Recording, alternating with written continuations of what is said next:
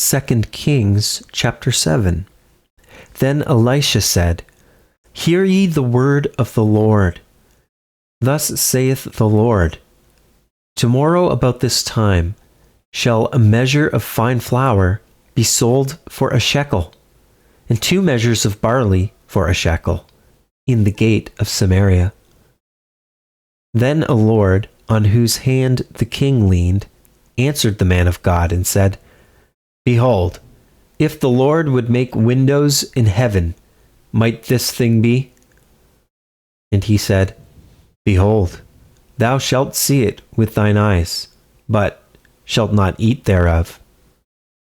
And there were 4 leprous men at the entering in of the gate, and they said one to another, Why sit we here until we die? If we say, We will enter into the city, then the famine is in the city, and we shall die there. And if we sit still here, we die also. Now therefore come, and let us fall unto the host of the Syrians. If they save us alive, we shall live, and if they kill us, we shall but die.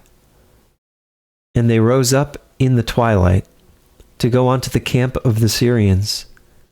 And when they were come to the uttermost part of the camp of Syria, behold, there was no man there.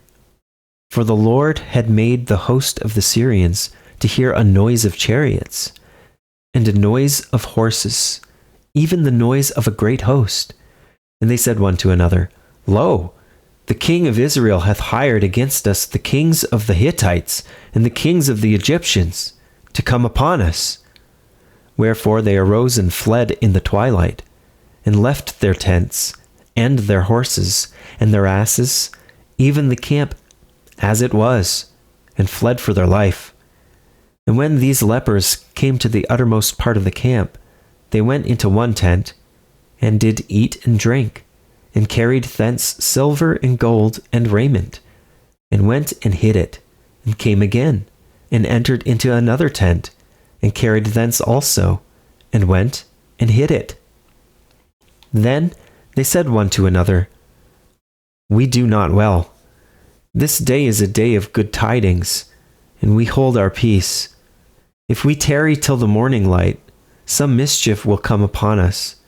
Now therefore come, that we may go and tell the king's household. So they came and called unto the porter of the city, and they told them, saying, We came to the camp of the Syrians, and behold, there was no man there, neither voice of man, but horses tied, and asses tied, and the tents as they were. And he called the porters, and they told it to the king's house within. And the king arose in the night, and said unto his servants, I will now show you what the Syrians have done to us. They know that we be hungry, therefore are they gone out of the camp to hide themselves in the field, saying, When they come out of the city, we shall catch them alive, and get into the city. And one of his servants answered and said, Let some take, I pray thee, 5 of the horses that remain, which are left in the city. Behold, they are as all the multitude of Israel that are left in it. Behold, I say, they are even as all the multitude of the Israelites that are consumed. And let us send and see. They took therefore 2 chariot horses. And the king sent after the host of the Syrians, saying, Go and see. And they went after them unto Jordan, and lo, all the way was full of garments and vessels, which the Syrians had cast away in their haste. And the messengers returned and told the king. And the people went out and spoiled the tents of the Syrians. So a measure of fine flour was sold for a shekel, and 2 measures of barley for a shekel, according to the word of the Lord. And the king appointed the Lord on whose hand he leaned to have the charge of the gate, and the people trod upon him in the gate, and he died, as the man of God had said, who spake when the king came down to him. And it came to pass, as the man of God had spoken to the king, saying, 2 measures of barley for a shekel, and a measure of fine flour for a shekel, shall be tomorrow about this time in the gate of Samaria. And that Lord answered the man of God and said, Now behold, if the Lord should make windows in heaven, might such a thing be? And he said, Behold, thou shalt see it with thine eyes, but shalt not eat thereof.